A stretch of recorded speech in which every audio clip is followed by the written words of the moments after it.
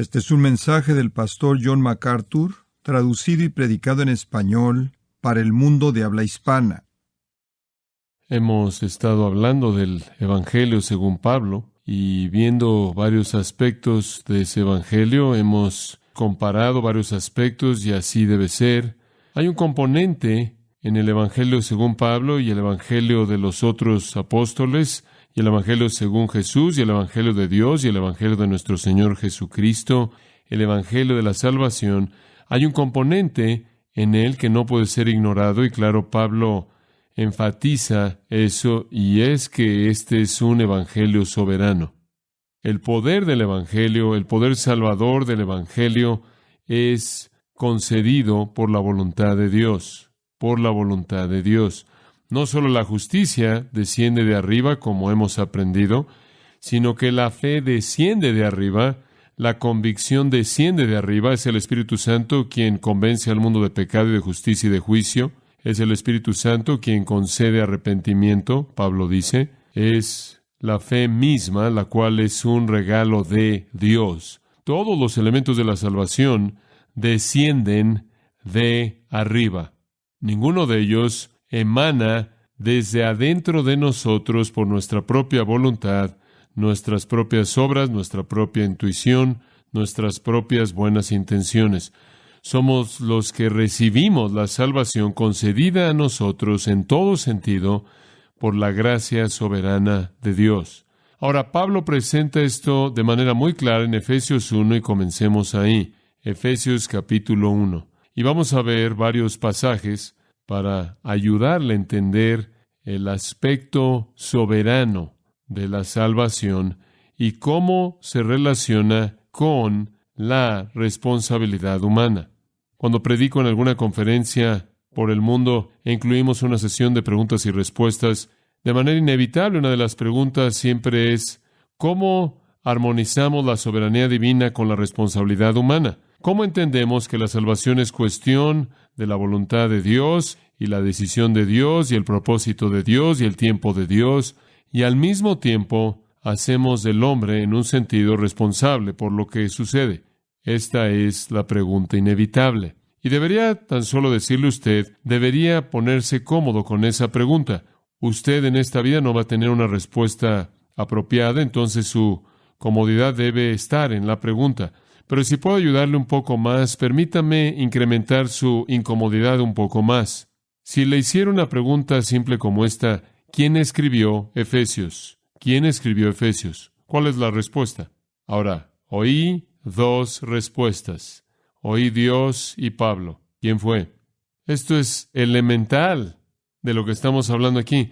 ¿Quién escribió Efesios? Usted no puede responder de manera simple a la pregunta. Usted puede decir Pablo, pero tiene que aclarar eso. ¿Es el vocabulario de Pablo? Sí. ¿Es la mente de Pablo? Sí.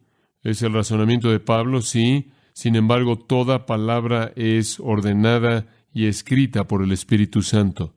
Entonces usted ni siquiera puede responder a la pregunta simple de quién escribió un libro en la Biblia, sin tener una tensión que no puede resolver. No fue un dictado mecánico, es el corazón, la mente, el alma, el vocabulario, la experiencia de Pablo. Sin embargo, toda palabra es del Espíritu Santo. Si le hago otra pregunta, ¿quién vive su vida cristiana? ¿Quién? Es una pregunta básica, por favor. Ustedes están haciendo esto diariamente. ¿Quién lo está haciendo? Dice usted, bueno, soy yo.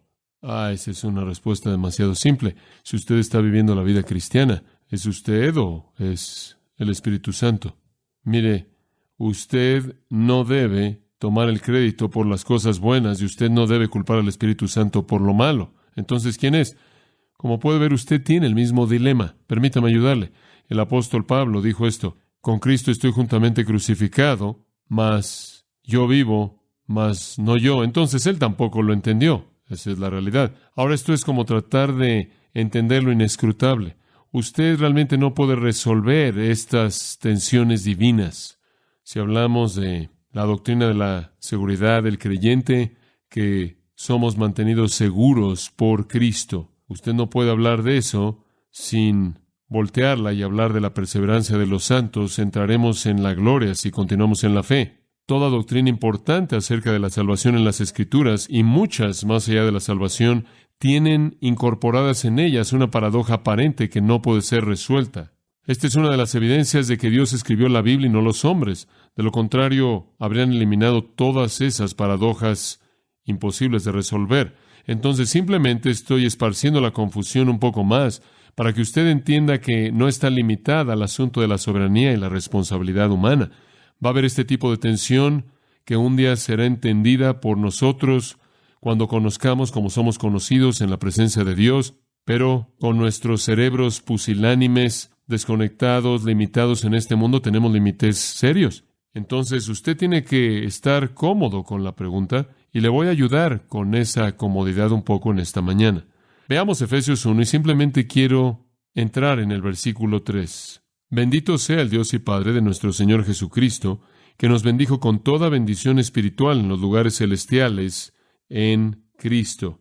Y todo comenzó según nos escogió en Él antes de la fundación del mundo, para que fuésemos santos y sin mancha delante de Él, en amor, habiéndonos predestinado para ser adoptados hijos suyos por medio de Jesucristo, según el puro afecto de su voluntad, para alabanza de la gloria de su gracia, con la cual nos hizo aceptos en el amado. ¿Es claro eso? ¿Por qué es usted salvo? ¿Porque usted tiene el sentido de creer el Evangelio? No, porque Dios tuvo la gracia de escogerlo a usted desde antes de la fundación del mundo.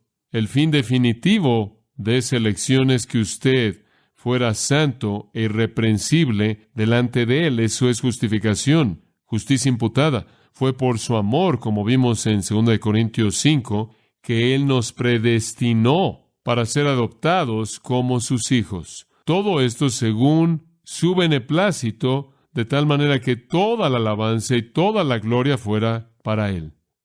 Y eso es repetido a lo largo de esta oración larga, versículos 13 al 14, una oración, es la oración más larga en la literatura.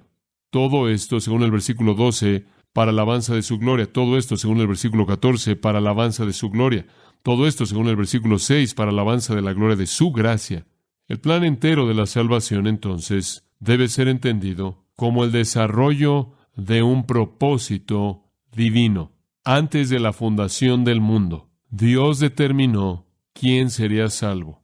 Sus nombres fueron registrados en el libro de la vida del Cordero. El Cordero, quien fue inmolado desde antes de la fundación del mundo en el sentido de intención divina. Mateo 25:34, un versículo tan hermoso, dice esto: Venid, benditos de mi Padre, heredad del reino preparado para vosotros desde la fundación del mundo. Bueno, el apóstol Pablo entendió esto. Él entendió las palabras de Jesús en Juan 15. No me habéis elegido vosotros a mí, sino que yo os elegí a vosotros. Esta es la gran doctrina de la predestinación. La doctrina de la elección es resistida, es odiada por algunos, rechazada.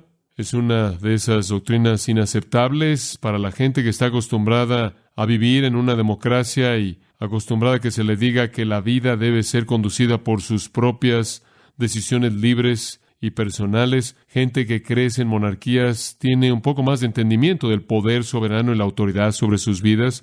Aquellos de nosotros que hemos sido creados en esta gran república, este gran experimento demócrata, este gran experimento de democracia, lo cual nunca ha sucedido en la historia del mundo hasta que nuestra nación fue fundada. Pensamos que debemos tener la capacidad de escoger todo por nosotros mismos. Nunca hemos vivido bajo un soberano. Bueno, usted está viviendo bajo un soberano cuando usted entró al reino de Dios, y el soberano ha determinado todo. Es por su voluntad que nos volveremos santos, irreprensibles, y estaremos delante de Él en perfección, justificados, en base a su propósito predestinado. Somos adoptados como hijos. Todo esto según el beneplácito de su voluntad. El lenguaje de Pablo en los versículos 3 al 6 es inequívoco. Es por su voluntad que tenemos redención, es por su voluntad que se nos ha dado el perdón de nuestros pecados en el versículo 7, es por su voluntad que nos ha concedido todo esto, es por su voluntad, versículo 9, que nos ha revelado la intención buena de lo que Él ha determinado para nosotros en el futuro. En otras palabras, Él nos ha dado en las Escrituras un entendimiento completo de nuestra esperanza futura. Lo que nos está esperando, la herencia a la que se refiere en el versículo 11, es un resultado de que Él nos predestinó según su propósito. Y esto sigue hasta el versículo 14, la herencia que está por venir. Todo desde la elección a la glorificación, todas las cosas que están a la mitad, justificación, santificación, son según su voluntad divina y propósito. Esto también es inescapable en el capítulo 8 de Romanos. Vea el capítulo 8 de Romanos por un minuto. Y esto en cierta manera es únicamente la introducción. Quiero llevarlo a algunos textos en un minuto que probablemente no ha visto, de la manera en la que los veremos. Versículo 29 de Romanos 8 dice, a los que antes conoció, preconocimiento no es que Dios conoció algo por adelantado, es que Dios predeterminó algo desde antes. Porque a los que antes conoció, la palabra conocer puede tener un sentido íntimo. Adán conoció a su esposa y dio a luz un hijo. No significa que él sabía quién era ella. Significa que él tuvo una relación íntima con ella. Jesús dijo, mis ovejas oyen mi voz y las conozco. No significa que él sabía quiénes eran. Significa que él tuvo una relación íntima con ellos. Esta es una relación íntima predeterminada que Dios ha diseñado. Y debido a ella, Él nos predestina para ser conformados a la imagen de su Hijo. Y el versículo 30 dice, y a los que predestinó, a estos también llamó, y a los que llamó, a estos también justificó, y a los que justificó, a estos también los glorificó. Predestinación, llamado eficaz a la salvación, justificación, glorificación. En el capítulo 6 de Juan, es como dijimos el otro día, todo lo que el Padre me da vendrá a mí, y el que a mí viene, no le echo fuera. El que a mí viene, yo le recibiré, lo guardaré, lo resucitaré en el día postrero y no perderé ninguno de ellos. Esa es la manera en la que debemos entender esta gran doctrina de la predestinación, la cual es una parte tan grande de la teología de Pablo y también sale en muchos otros lugares. Ahora, la pregunta que quiero que piense junto conmigo un poco en esta mañana, veremos cuánto tiempo tenemos aquí. La pregunta es, ¿acaso la verdad de la elección divina soberana elimina la voluntad humana? ¿Acaso la verdad de la gracia divina soberana, la predestinación soberana divina y la elección, las cuales son inequívocas en la Biblia, eliminan la voluntad humana? Esa es la pregunta que prevalece. Ahora, para ayudarnos un poco, para comenzar con el apóstol Pablo en este tema, quiero regresar a un profeta en el Antiguo Testamento. Si me acompaña Isaías capítulo 10, Isaías capítulo 10. Es una crítica popular, claro, en contra de aquellos que nosotros que enseñamos teología bíblica. Es un asunto que constantemente molesta a aquellos que se ven ofendidos por la doctrina de la predestinación, la elección soberana, que nosotros somos culpables de quitar la libertad humana y la voluntad humana. Han habido muchos pastores con los que he hablado a lo largo de los años que piensan que si usted enseña esta doctrina, va a quitarle usted la pasión al evangelismo, va a hacer que su congregación sea indiferente hacia los perdidos. Bueno, ya hemos aprendido, ¿no es cierto?, a partir de 2 Corintios 5, que Pablo dice, mi vida es vivida para una cosa, es gobernada y controlada por el amor de Cristo que Él tiene por mí. No es nada más por mí que Él murió, sino que Él murió por todos los que murieron en Él, y por lo tanto soy un embajador para este evangelio glorioso que estoy predicando, y estoy entregando mi vida, estoy predicando el ministerio de la reconciliación. Entonces, no tuvo un efecto negativo en su pasión. De hecho, su pasión por el evangelio y predicación del evangelio lo llevaron a perder todo al punto del martirio.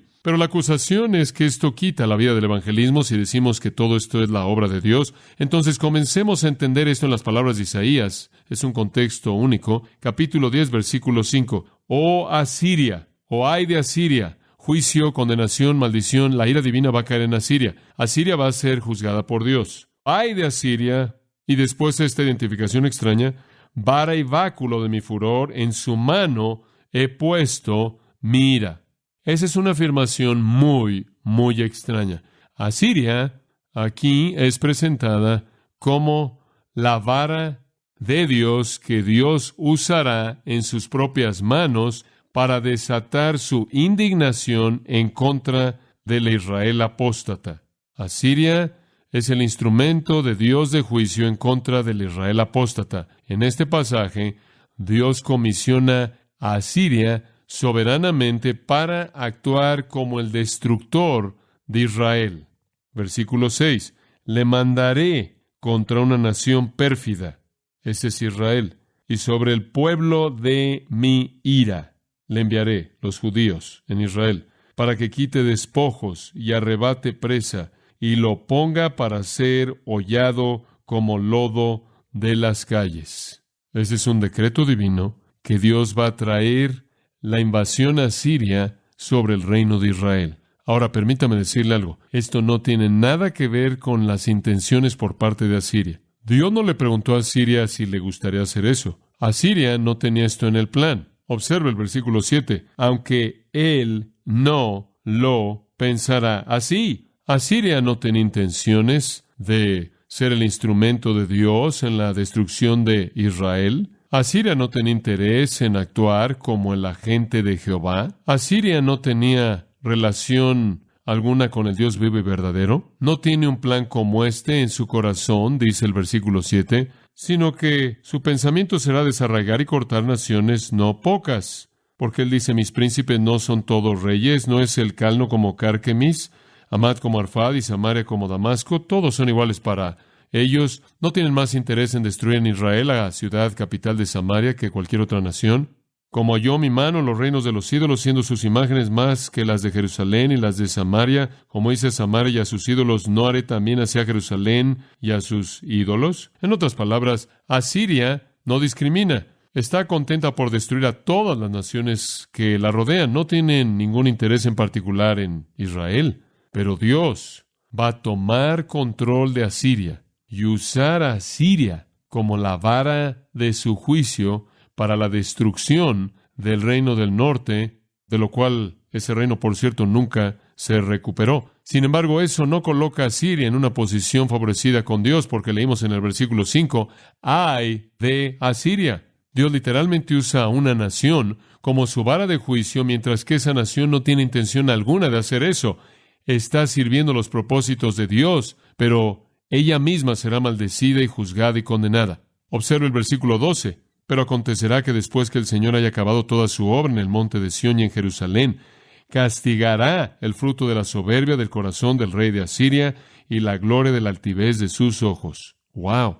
Lo que usted tiene aquí es la soberanía de Dios actuando a través de Asiria. Sin embargo, por las obras que Asiria lleva a cabo, Asiria será plenamente responsable. Esto es colocar la soberanía divina y la responsabilidad humana lado a lado de manera paralela. Asiria es soberbia porque ha dicho, por el poder de mi mano y por mi sabiduría hice esto, porque tengo entendimiento y he quitado los límites de pueblos y he saqueado sus tesoros y como un hombre poderoso he derribado a sus habitantes, etcétera, y por mi mano he alcanzado las riquezas de los pueblos como un nido, como uno recoge huevos abandonados, he reunido toda la tierra y no hubo nadie que aleteara sus alas o abriera su pico. En otras palabras, como si hubieran robado nidos de aves. Se gloriará el hacha contra el que con ella corta, se ensoberbecerá la sierra contra el que la mueve, como si el báculo levantase al que lo levanta, como si levantase la vara al que no es leño. En otras palabras, esto coloca el poder en la mano de la vara en lugar del que usa la vara. Dios dice, voy a ir tras Asiria, voy a destruirlos, voy a quemar y devorar. Versículo 18, destruiré la gloria de su bosque, huerto fructífero, etcétera, etcétera. ¿Cómo explica el hecho usted de que Asiria no tiene opción acerca de lo que le hacen a Israel? Sin embargo, son totalmente responsables por las atrocidades que le impusieron en Israel por parte de Dios. Como puede ver, le quiero decir que usted tiene que estar cómodo con este dilema. Las Escrituras no nos dan una explicación, no nos dan una defensa filosófica. ¿Cómo es que tú, Dios, puedes usar esta nación como un instrumento de tu justicia santa y después darte la vuelta y destruirlos por los pecados que cometieron en el proceso? Pase a Juan capítulo 3. Por cierto, ¿sabemos esto? ¿Acaso el juez de toda la tierra no hará lo que es recto? Pase a Juan 3. Quiero mostrarle esto. Esto es tan importante.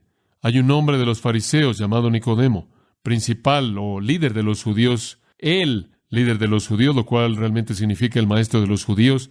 Este es un hombre quien fue un maestro prominente, uno de los principales maestros. Vino a Jesús de noche y le dijo, Rabí, sabemos que has venido de Dios como maestro, porque nadie puede hacer estas señales que tú haces a menos de que Dios esté con él. Entonces él está afirmando el hecho de que Todo el mundo afirmaba esto, los fariseos, los saduceos, el liderazgo entero de Israel, aunque rechazaron a Jesús y lo crucificaron, nunca negaron sus milagros. Muy bien, nunca negaron sus milagros. No podían ser negados.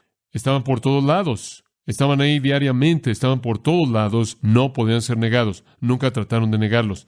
Pero aquí está el testimonio de uno que habla por todos y dice, ninguno puede hacer estas señales que tú haces a menos de que Dios esté con él. Es obvio. Los milagros. Poder sobre demonios, poder sobre la enfermedad, poder sobre la muerte, poder sobre la naturaleza. Pero Jesús sabía que había una pregunta en el corazón de Nicodemo, que Nicodemo no había expresado verbalmente. Entonces fue al corazón y él dijo, de cierto te digo, que a menos de que uno nazca de nuevo, no puede ver el reino de Dios. Y Nicodemo le dijo, ¿cómo puede un hombre nacer cuando es viejo? Ahora él entiende que Jesús está hablando de manera metafórica. Necesita nacer de nuevo. Necesita regresar y comenzar desde el principio. No tiene que ver con progresar de manera religiosa, tiene que ver con el nacimiento. Entonces él hizo la pregunta, ¿cómo puede un hombre nacer cuando es viejo, como a hueso? ¿Cómo regreso al principio? Soy un hombre mayor ahora y he estado en este legalismo todos estos años, mi vida entera. Él no puede regresar por segunda vez al vientre de su madre y nacer, ¿o sí? Y él está hablando metafóricamente, él lo entiende. Él no está hablando físicamente, él no está haciendo una broma. Jesús dijo, de cierto te digo, a menos de que uno nazca de agua y de espíritu. Y él está tomando una idea de Ezequiel, ¿verdad? El pasaje del Nuevo Pacto, que necesita ser lavado con agua, limpiado, y que se te dé un corazón nuevo para reemplazar el corazón de piedra. Entonces, él está hablando en términos de Ezequiel a un maestro del Antiguo Testamento. Necesitas una experiencia del Nuevo Pacto. Necesitas de lo que habla Jeremías 31, inclusive, necesitas ser limpiado y necesitas recibir un nuevo corazón y necesitas que el Espíritu sea plantado dentro de ti antes de que puedas entrar al reino de Dios. Ese es el nuevo pacto. Necesitas ser regenerado, necesitas ser transformado, porque lo que es nacido de la carne, carne es, y aquello que es nacido del Espíritu, Espíritu es. Tu carne y simplemente continúas estando en el proceso de la carne hasta que regreses al principio mismo y nazcas de nuevo espiritualmente por el Espíritu Santo y entonces puedes entrar al reino de Dios. Entonces no te sorprenda que he dicho que necesitan nacer de nuevo. Ahora, en este punto en particular, usted le diría a alguien, te estoy diciendo que necesitan nacer de nuevo. Y si una persona te dijera como a hueso, usted le diría, repite esta oración, ¿verdad? Repite esta oración. Simplemente necesitas arrepentirte y creer. ¿Qué le dijo Jesús a Nicodemo? Una cosa realmente extraña, versículo 8. El viento sopla de donde quiere y oye su sonido, pero no sabes de dónde viene ni a dónde va.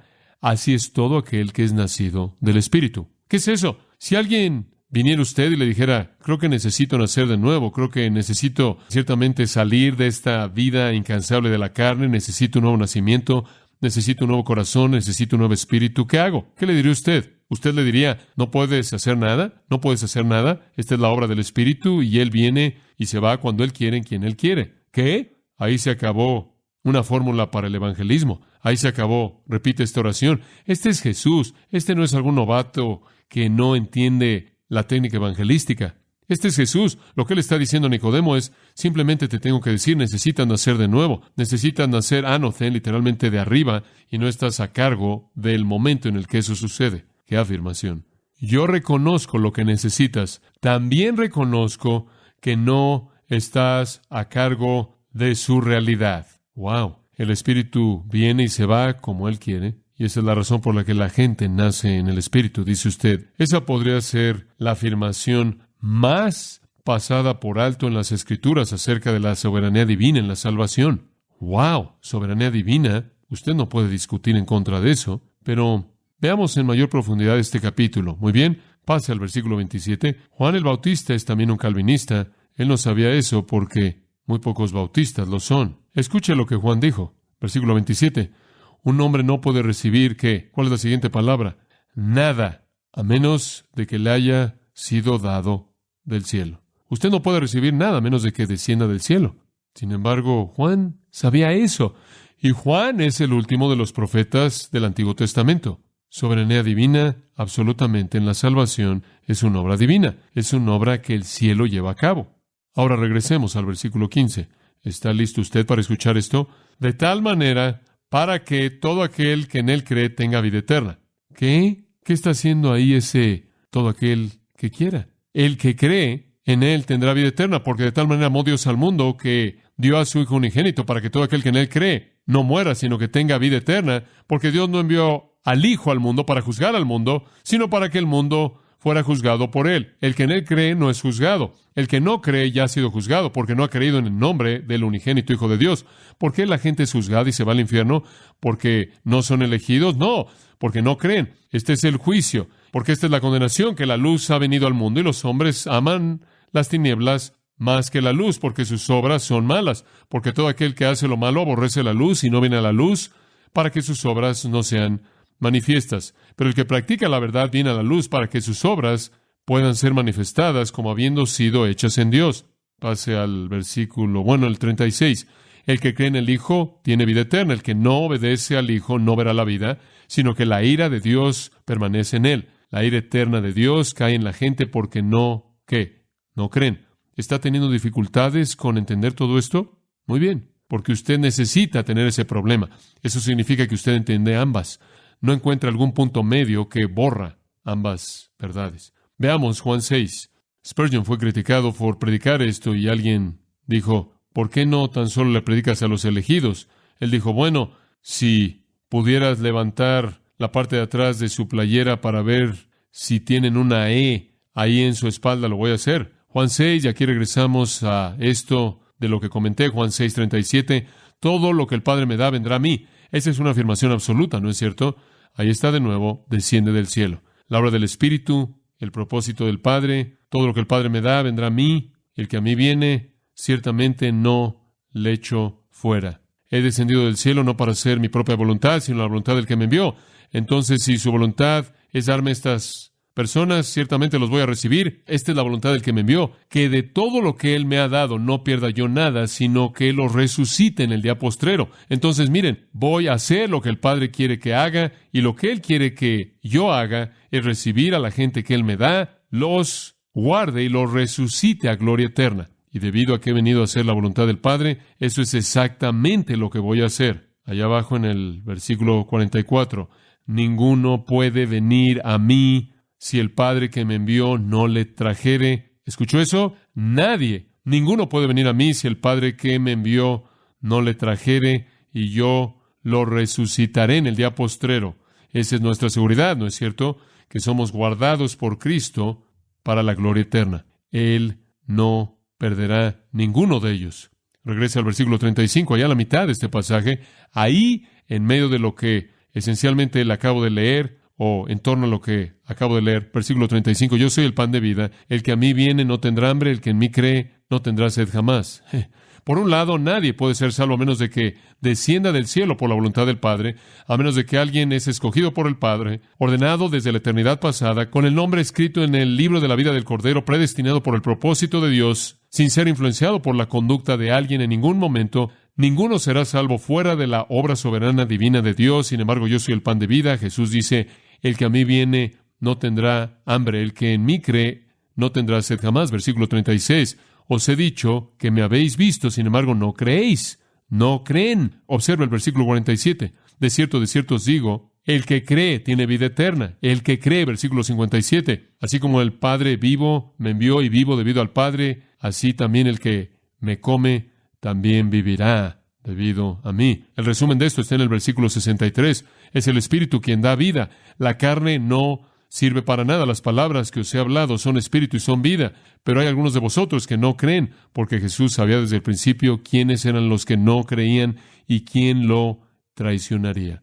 Y él estaba diciendo, por esta razón os he dicho que nadie puede venir a menos de que le haya sido dado de mi Padre. Esas dos cosas están entretejidas sin explicación alguna.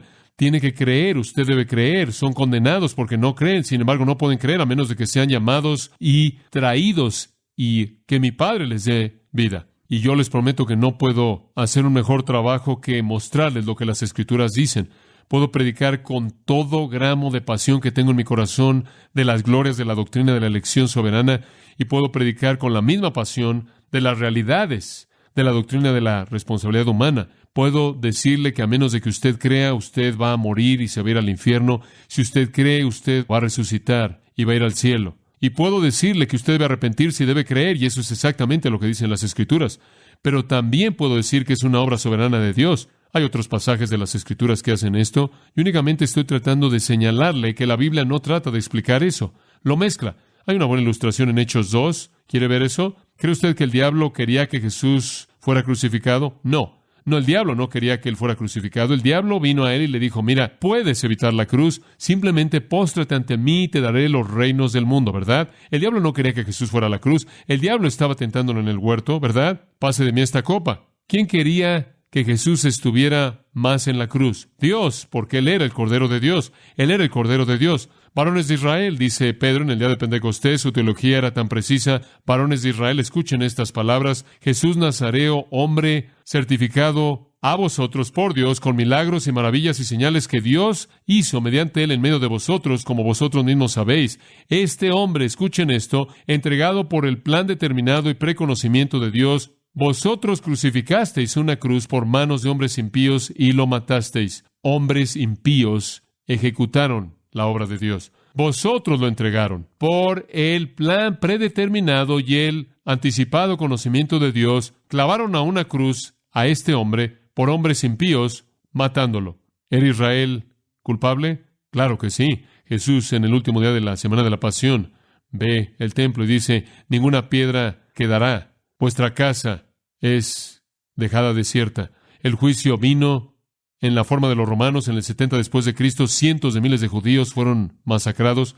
Fueron masacrados en los siguientes años en 985 ciudades, aldeas por toda la tierra de Israel. Los romanos entraron y dejaron cuerpos muertos. El juicio vino de una manera masiva, y usted tiene que entender que el juicio en contra de Israel y su rechazo del Mesías inclusive sigue en la actualidad. No sé lo que usted piensa cuando usted ve la nación de Israel en la actualidad. No es una nación bajo favor divino, es una nación bajo juicio divino, y continuará estando bajo juicio divino hasta que mire a aquel a quien traspasaron y lloren por aquel como se llora por un hijo unigénito. Y en las palabras de Zacarías, una fuente de limpieza será abierta a Israel, pero hasta que eso suceda, esa nación está bajo juicio, pero es el mismo juicio precisamente que cualquier pecador no redimido está enfrentando por el rechazo de Jesucristo. En el caso de la crucifixión de Cristo, hicieron la voluntad de Dios, sin embargo fueron hombres impíos que fueron plenamente responsables por lo que hicieron. Estoy tan cómodo con el misterio divino porque significa que Dios es mucho más grande de lo que yo soy y que sus caminos no son mis caminos.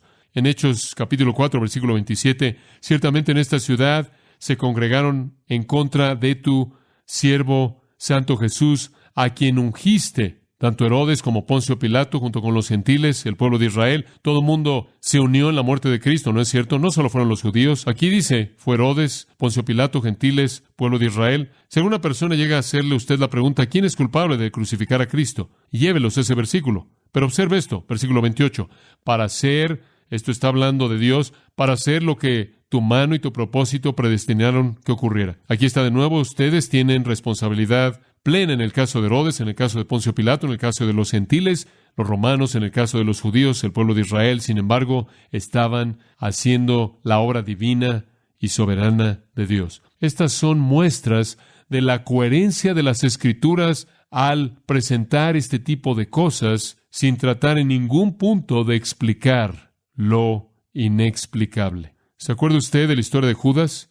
¿Acaso él fue responsable por lo que él hizo? ¿Fue ordenado por Dios que él lo hiciera? Él inclusive es profetizado en el Antiguo Testamento.